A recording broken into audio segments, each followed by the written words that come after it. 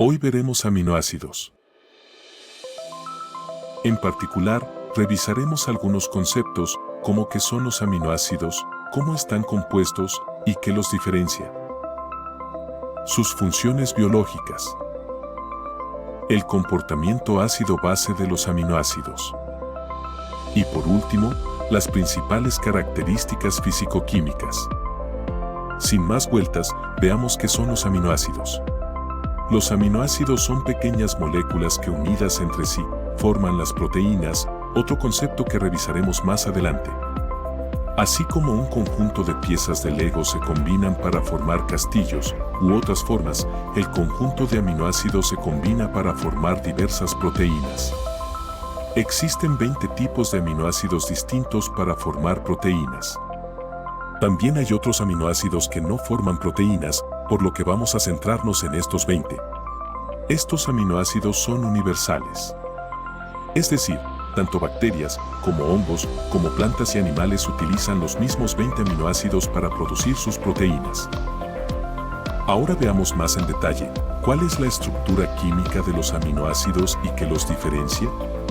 Todos los aminoácidos están formados por un carbono alfa en el centro, o carbono quiral, unido a 4 sustituyentes distintos. Estos 4 sustituyentes son un grupo amino. De allí el nombre amino en aminoácido. Un grupo ácido carboxílico. De allí el ácido en el nombre aminoácido. Un hidrógeno.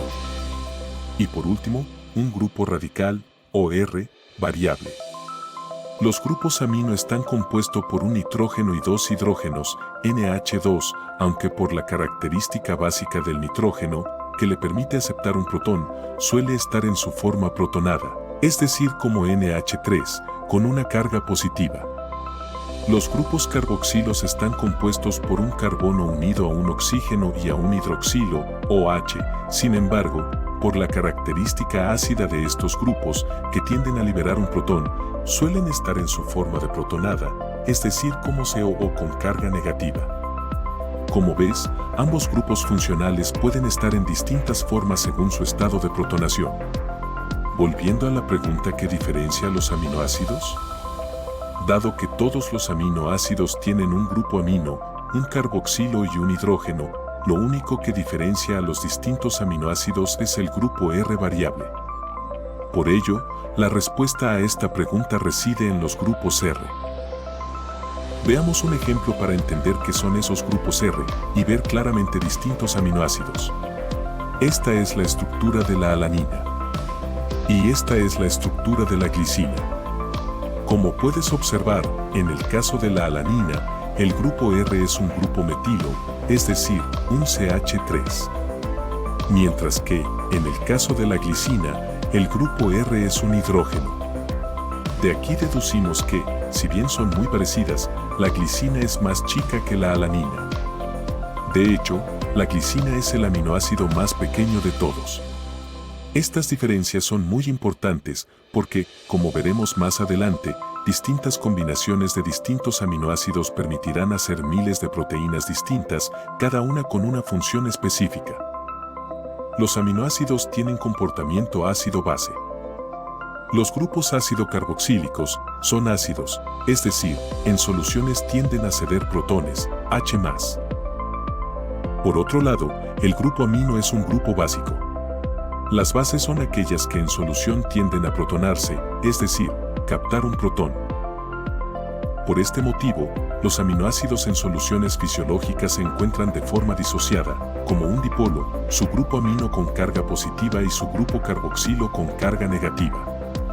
El pH en el cual el aminoácido se encuentra en su totalidad en su forma dipolo se conoce como punto isoeléctrico. Sin embargo, a pH más ácidos, donde hay muchos protones libres, algunos grupos carboxilos se protonan perdiendo su carga negativa y de este modo el aminoácido queda con carga positiva.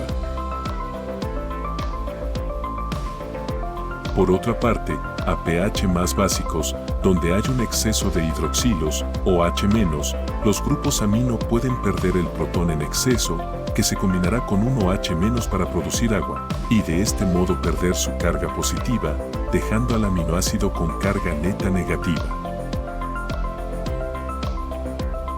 Esto hace que, según el pH, los aminoácidos puedan ser iones y por ende tener comportamiento eléctrico. Los aminoácidos se pueden clasificar según sus propiedades físico-químicas. Las propiedades la definen sus R, ya que el resto es igual en todos los aminoácidos. Así tenemos los aminoácidos apolares, como la alanina, polares, como la serina, y polares con carga, como el ácido glutámico o glutamato, que tiene carga negativa en su R, si bien también tiene carga positiva y negativa en sus grupos amino y carboxilo respectivamente, estos se anulan y la carga neta -1 la determina su R. Observe que los apolares y polares sin carga también tienen carga positiva y negativa en sus grupos amino y carboxilo, pero no hay carga en el R, por lo que la carga neta en ambos casos es 0. Existen otro tipo de clasificaciones, como la de aromáticos y de cadena ramificada. Los aromáticos son los que cuentan con un anillo aromático en su cadena y los ramificados, aquellos que tienen cadenas ramificadas. Ahora repasemos el concepto de polaridad y qué la define. La polaridad ocurre cuando existe diferencia de electronegatividad entre los átomos de la molécula, lo que lleva a que los electrones estén desplazados hacia un lado de la molécula. La electronegatividad es la afinidad de los átomos por los electrones. Esta crece de izquierda a derecha y de abajo hacia arriba en los elementos de la tabla periódica. De este modo, en las moléculas orgánicas que hay principalmente hidrógeno, carbono, nitrógeno y oxígeno, la afinidad por los electrones aumenta en ese mismo orden, desde el hidrógeno al oxígeno. Por eso, el agua es una molécula polar, ya que el oxígeno atrae los electrones de los enlaces que comparte con los hidrógenos hacia sí mismo, resultando en una carga parcial negativa próximo al oxígeno y carga parcial positiva en los hidrógenos, lo que define su polaridad, ya que la densidad electrónica no es igual en ambas caras de la molécula. Además de la diferencia de electronegatividad, otro aspecto importante para definir la polaridad es la asimetría molecular. Veamos más ejemplos. El agua ya vimos que es polar, existe diferencias de electronegatividad en la molécula y a su vez es asimétrica. Los electrones en el enlace OH están desplazados contra el átomo de oxígeno que los atrae más, resultando en un momento dipolar hacia él. Sin embargo, en un hexano, no hay grandes diferencias de electronegatividad, ya que el carbono es solo ligeramente más electronegativo que los hidrógenos. Además, los pequeños momentos dipolares se anulan por no cumplir con el principio de asimetría. Otro ejemplo es el dióxido de carbono, CO2, donde los oxígenos son claramente más electronegativos que el carbono. Sin embargo, la molécula es apolar porque los momentos dipolares se anulan debido a su simetría molecular. Recuerda, semejante disuelve a semejante, es decir, los polares, como el agua, disuelven bien a las moléculas polares, mientras que los solventes apolares disuelven bien a las moléculas apolares. Aquí tenemos los aminoácidos apolares. Como puedes observar, sus R se caracterizan por tener muchos carbonos e hidrógenos, pero no contienen oxígeno o nitrógeno, a excepción del triptófano que igualmente la mayor parte de su R es apolar y por eso se clasifica como tal. Su apolaridad los hace hidrofóbicos, es decir que no les gusta el agua. En proteínas estos aminoácidos tienden a alejarse del agua, generando pliegues hacia adentro para interaccionar con otros aminoácidos apolares o con otros entornos hidrofóbicos como las membranas biológicas. Por el contrario, los aminoácidos polares se caracterizan por tener átomos más electronegativos que el carbono, como el nitrógeno, oxígeno o azufre. Estos aminoácidos interactúan muy bien con el agua, que también es polar, y por este motivo, en proteínas, suelen orientarse hacia afuera para interaccionar con el medio acuoso, o hacia adentro estableciendo interacciones con otros aminoácidos polares. Los aminoácidos polares con carga se caracterizan por tener un segundo grupo amino, o imidazol, positivos, o un segundo grupo carboxilo, negativo, que les confiere la carga en pH fisiológicos. Estos aminoácidos, en proteínas, tienden a interaccionar con el medio acuoso, ya que son hidrofílicos, con otros aminoácidos polares sin carga o con carga complementaria. Los aminoácidos se pueden unir mediante enlaces peptídicos.